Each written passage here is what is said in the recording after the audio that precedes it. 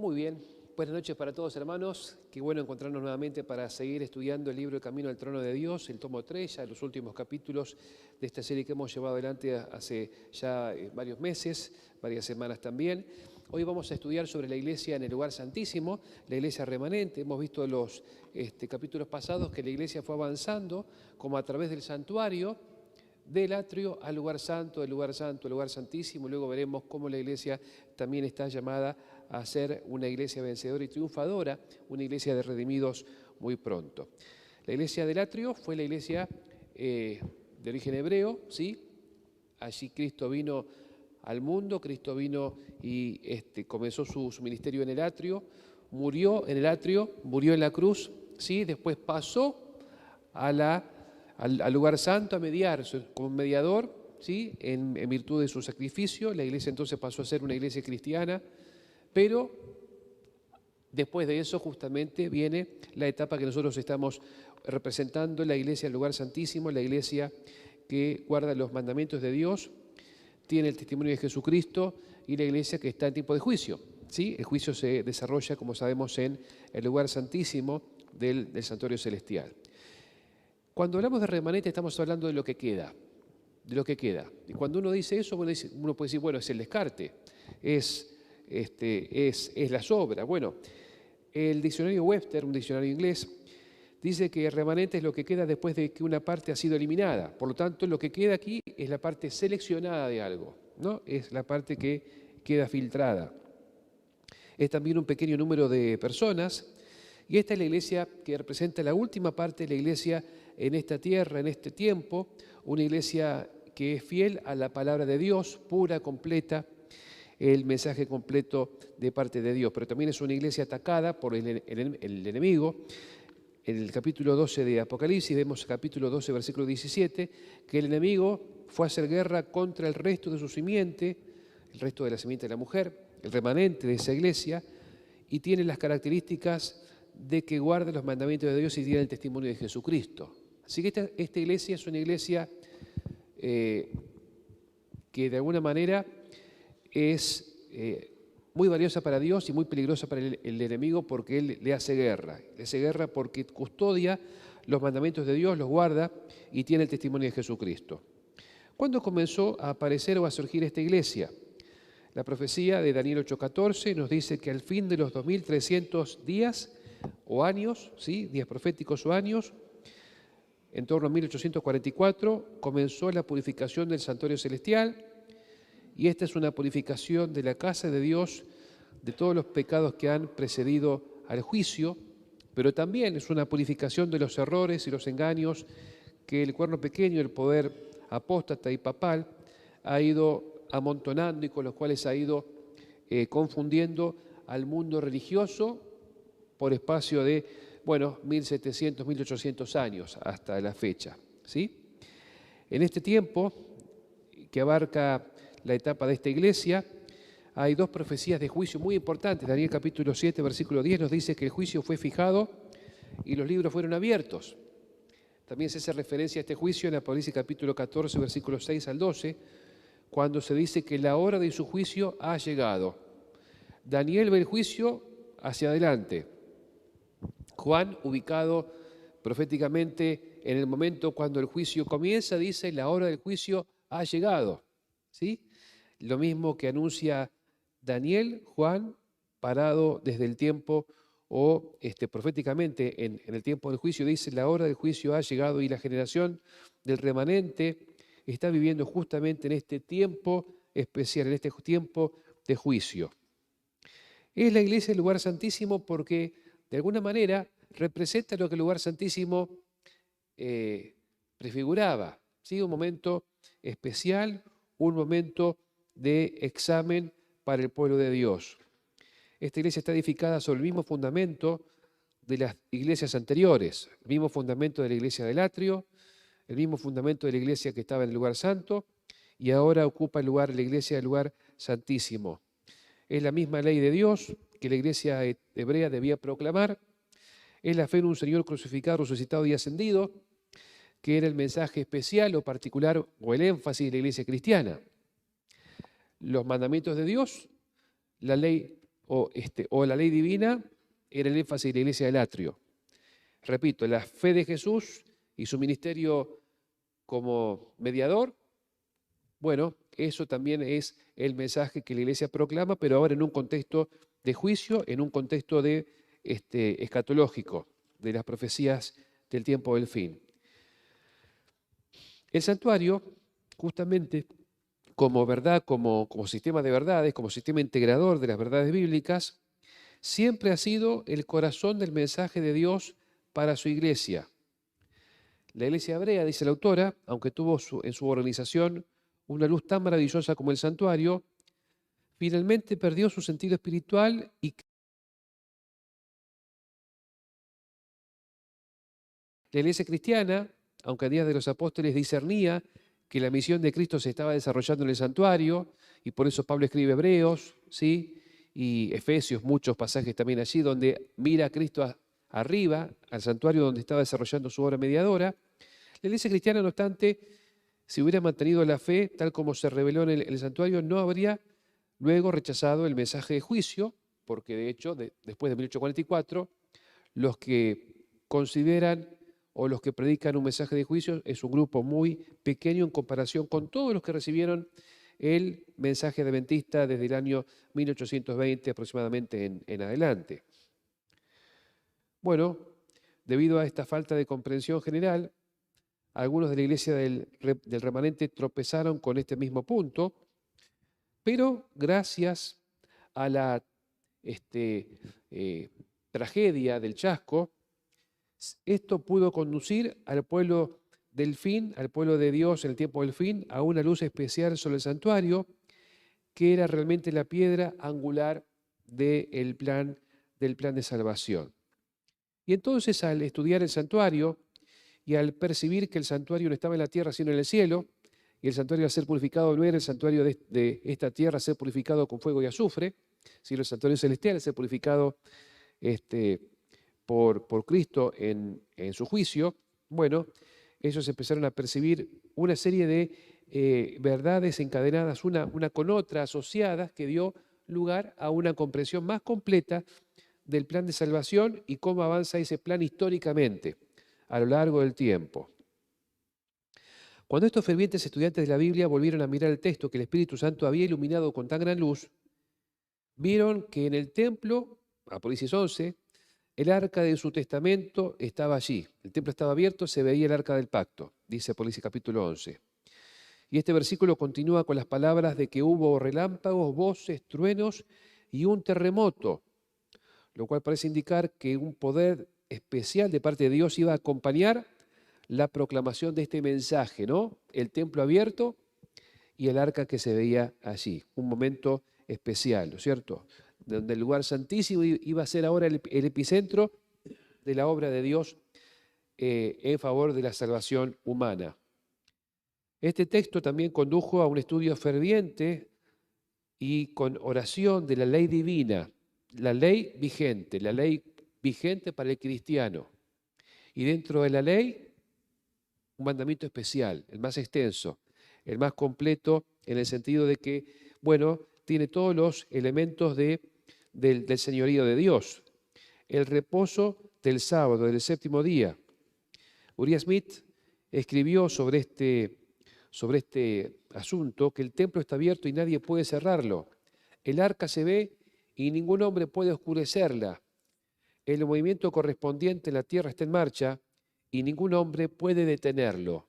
Es decir, estudiando se dieron cuenta que algo estaba pasando en el cielo y eso tenía que ser compartido en la tierra, predicado en la tierra.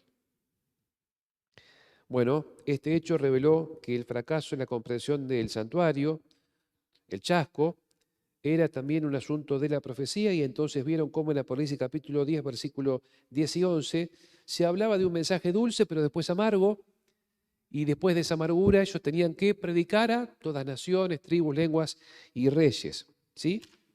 También se dieron cuenta de un elemento importante en Apocalipsis capítulo 11, versículo 1 y 2, cuando se dice que hay que medir el templo de Dios. Vamos a buscar este pasaje que es muy importante, 11, 1 y 2. Dice allí, Apocalipsis 11, 1 y 2, entonces me fue dada una caña de medir, semejante a una vara de medir, y se me dijo, levántate, mide el templo de Dios y el altar y a los que adoran en él.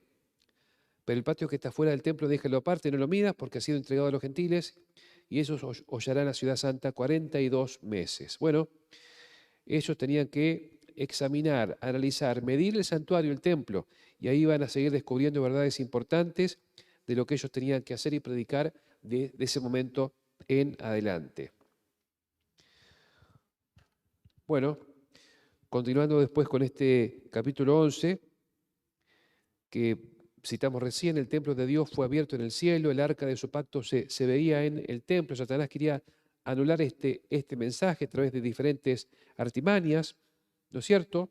Y entonces ocultar la verdad de un sábado, de un mensaje del sábado que iba a afirmar a Dios como creador. Es decir, entonces, que Dios quería que este mensaje no fuera solamente un mensaje consolador para un grupito pequeño allí en el noreste americano que estaba desanimado, sino que fuera un mensaje mundial. Era un mensaje de características muy especiales y tenía que ser proclamado a todo el mundo. Las profecías relativas al juicio, la segunda venida de Cristo, una comprensión del santuario en general y de la ley divina, que eran contribuciones importantes que la iglesia remanente, la iglesia en el tiempo del fin, la iglesia en el lugar santísimo, era justamente la contribución que iba a ser en la última etapa del plan de salvación. Por lo tanto, es tarea de la iglesia remanente rescatar del olvido o de la confusión o de la mezcla con el error estas verdades. Y entonces, a medida que se comprendiera y predicara el santuario, se iban a ir desmantelando muchos de los errores y males que se habían introducido en la iglesia, y el Evangelio brillaría con toda su pureza y brillo original, y un Evangelio que habría de preparar a un pueblo para el reino.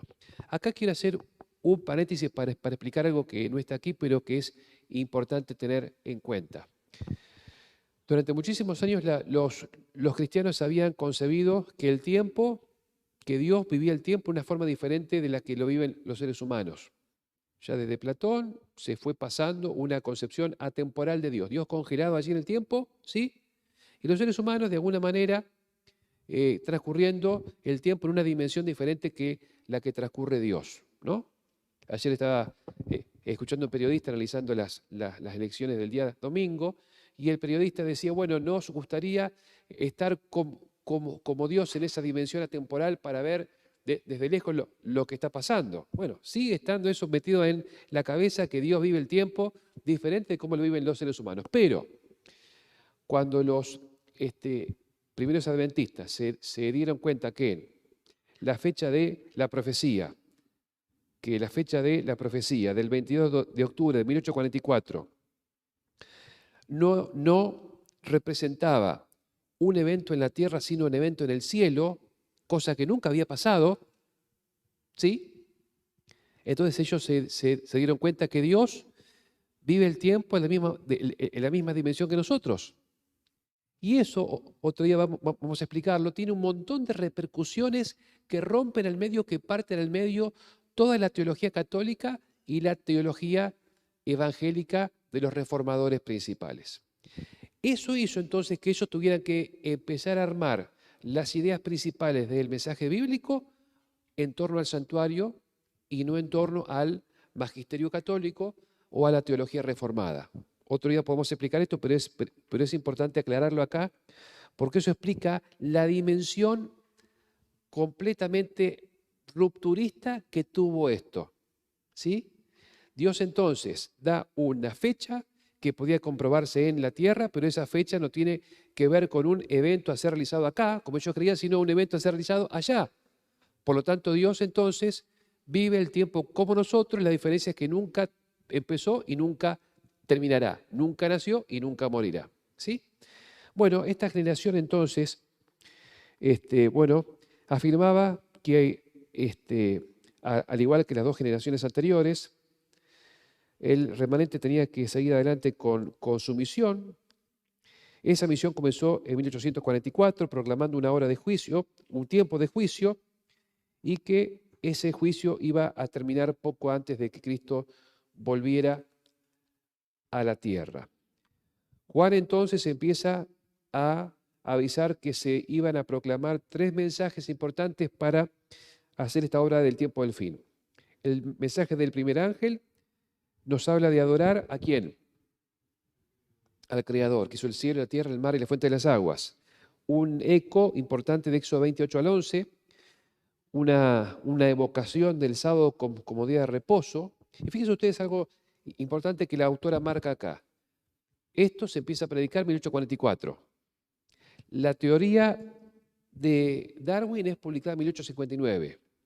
O sea que Dios anticipa por 15 años el mensaje que de alguna manera el enemigo iba a generar para desactivar, ¿no es cierto?, la idea de Dios como creador y como salvador también. El libro Origen de las Especies era ni más ni menos que un complot de Satanás para socavar la fe en el cuarto mandamiento, desacreditar a Dios como creador, socavar la fe en Cristo, incluso el mensaje de juicio. Porque si el ser humano fuera cierto que evoluciona y evoluciona hasta la perfección, entonces el juicio queda completamente inocuo, ¿no es cierto? Si el hombre puede desarrollarse y evolucionar por un poder inherente en sí mismo, con el tiempo sería apto para el cielo y no habría necesidad ni de juicio ni de salvador. Pero en 1844 Dios anticipó en 15 años este mensaje que Satanás estaba tejiendo para borrar de la mente de tantas personas la necesidad de Cristo, de salvación, la noción de juicio y de un día de reposo en el cual vincularse con el Creador. El mensaje del segundo ángel iba a librar a la iglesia del error y la confusión, un mensaje que tenía que proclamarse a gran voz, y el mensaje del tercer ángel anticipaba que la iglesia cristiana iba a repetir la experiencia de la iglesia hebrea. Cuando se rasga el velo del templo, ¿sí? Apenas Cristo expira en la cruz, se rasga el velo del templo de arriba abajo. Eso indicó que debían dejar de adorar en el santuario terrenal y que tenían que empezar a mirar a Cristo cuando ascendiera y empezar a ministrar él mismo en el santuario celestial. ¿Cuántos entendieron eso? 120 al principio. De hecho, cuando Esteban dijo que veo el cielo abierto y a Cristo sentado a la diestra del Padre, ¿cómo le fue a Esteban cuando dijo eso? Lo apedrearon, ¿sí? Así que fíjense ustedes que ese mensaje de Cristo en el santuario, al que lo predicó, ¿no es cierto? Primero, al anunciar justamente Esteban eso, bueno, le llovieron piedras de todos lados. ¿Cuál será, pregunta la autora, el destino de todos los que se niegan persistentemente a seguir a su Señor? Al igual que los judíos que se negaron a seguir a Jesús al lugar santo, al igual que los cristianos que se negaron a seguir a Jesús al lugar santísimo, se les dirá, vuestra casa les es dejada desierta. En el mensaje del tercer ángel se destaca la observancia del verdadero reposo, del sábado. Por lo tanto, no es simplemente el cese de las ocupaciones seculares, sino es el honor de adorar al Creador, ¿sí?, y sustentador de nuestra vida, nuestro Redentor. Pero hay algo interesante que la autora destaca en Apocalipsis capítulo 14, versículo 13, después de relatar el mensaje de los 3 ángeles, que va del capítulo 14, versículo 6 al 12, dice, aquí está la paciencia de los santos, que guardan los mandamientos de Dios y la fe de Jesús. Pero luego añade, bienaventurado de aquí en adelante los muertos que mueren en el Señor. O sea que los muertos que mueren en este mensaje tienen una bendición especial. Y la autora dice, ¿por qué dice que desde ahora son bienaventurados los que mueren en el Señor? ¿No es también porque como recompensa especial por su fidelidad hasta la muerte, los que mueran en la fe del mensaje de los 3 ángeles tendrán parte en la resurrección especial de Daniel 12:2 para ver venir a Jesús y escuchar su pacto de paz? Bueno, hace un tiempo tocamos el tema también en otra reunión. Hermosa promesa para aquellos que mueren en la esperanza de la venida de Cristo, ver toda la venida de Cristo que tendrá lugar, como ya hemos estudiado, por espacio de 7 días. Pero otro regalo que Dios le da, otra ventaja que Dios le da a esta iglesia con una misión tan importante y tan exigente es la presencia del don de profecía, el don más precioso que Dios le ha otorgado a la iglesia. Así como, bueno, la iglesia tuvo sus profetas que fueron apóstoles, Pedro, Pablo, Juan, la iglesia remanente también cuenta con este don especial y este don justamente es el que nos ayuda a hacer frente a los peligros y engaños que se enfrentan hoy en día, con una guía, con una instrucción muy necesaria y muy preciosa para este tiempo tan peculiar. Son los testimonios del Espíritu Santo, dados por medio de la mensajera del Señor, de Elena de White, los testimonios que nos ayudan a una comprensión más clara, más profunda de las verdades de la palabra divina. Así que esto es justamente como un piloto extra que Dios mandó para ayudar a que el barco vaya avanzando hacia el puerto de paz sin mayores dificultades. Bueno, la autora finalmente subraya la importancia del estudio del santuario y cómo el enemigo odia y ataca justamente este estudio tan profundo e integrador de todo el mensaje bíblico, especialmente del mensaje para el tiempo del fin. Dios ha instado repetidamente en la iglesia remanente a la necesidad de un estudio minucioso y serio del santuario. ¿Por qué? ¿No es porque el santuario acaso representa la base del plan de redención que mantiene a la iglesia en la senda estrecha y la hace avanzar con firmeza? Porque impide también el error engañoso y destructivo. Cuando se pierden de vista estas verdades del santuario, la iglesia se desliza en sus amarras y pierde el rumbo, pierde el camino. Por eso el autor insiste que es muy necesario el estudio del santuario, porque en los comienzos de la iglesia remanente este estudio arrojó un torrente de luz sobre el mensaje de juicio que se iba a dar al mundo y dio poder a la predicación inicial y lo va a seguir dando, creemos, también en este tiempo. Esta profecía, cita ella, en Hechos 15:16, fue referida por Santiago en el concilio de Jerusalén. Y él dice, yo reedificaré el tabernáculo de David cuando esté caído, reedificaré sus ruinas para que el resto del remanente busque al Señor. Y no hablaba de un santuario que estuviera derribado por ese momento, el santuario o el templo estaba en pie. Se refería justamente al santuario que sería derribado o que sería oscurecido por los engaños que la iglesia medieval iba a estar acumulando y los ataques que el enemigo iba a estar profiriendo contra la iglesia. ¿No es esto un desafío a la iglesia remanente que espera la pronta venida de aquel que el santuario tipifica? ¿No indica que antes del fin habrá un renacimiento del estudio del santuario en el pueblo de Dios? Bueno, eso pretendemos nosotros también acá con esta serie tan extensa que hemos y que estamos llevando adelante justamente. Es la necesidad de afirmar a la iglesia en esta fortaleza que Dios ha establecido, dentro de la cual podemos saber que hay mayor seguridad, ¿no? No estamos a la intemperie, estamos con una fortaleza de verdades construida por Dios desde siempre y revelada desde 1844. Dios no quiere que ninguno perezca, pero debemos recordar que esta es la última generación de la iglesia que vivirá en la tierra actual. Una iglesia que le está preparando ahora para la traslación de su pronta venida. Por eso dice, esta iglesia, que parece débil, imperfecta, será la iglesia que Dios va a ayudar, especialmente a los que sean fieles al mensaje completo, que va a ayudar para que esta obra pueda triunfar. ¿Estamos preparados para recibir al esposo? ¿Estamos preparados para unirnos a la iglesia de los primogénitos, la iglesia del templo eterno, con su innumerable compañía de ángeles? Ese es el siguiente paso. La iglesia del lugar santísimo no va a quedar atornillada en el lugar santísimo. Está llamada a dar un paso más y es justamente recibir a Jesús en su venida con todos aquellos que hayan respondido fielmente al mensaje que Dios ha revelado y manifestado desde 1844.